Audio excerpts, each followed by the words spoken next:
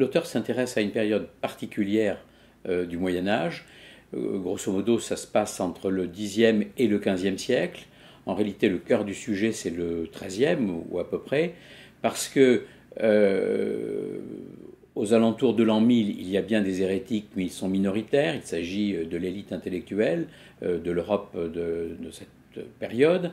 Et il s'intéresse à ces mouvements, qui sont des mouvements souvent populaires, implantés, qui mettent en danger le pouvoir de l'Église.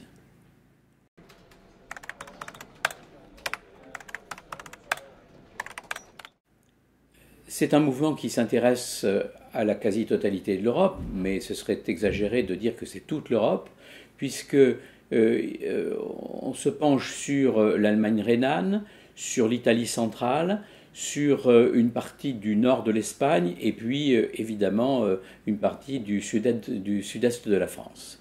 Et donc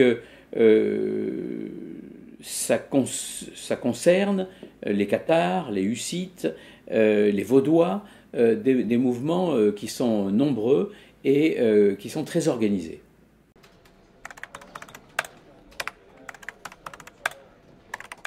Alors la réaction de l'Église, et plus particulièrement celle du pape Grégoire IX, est une réaction vigoureuse, voire haineuse, et en 1233, il publie une bulle qui s'appelle Vox in Rama, qui condamne extrêmement violemment toutes ces déviations qui mettent en danger son pouvoir.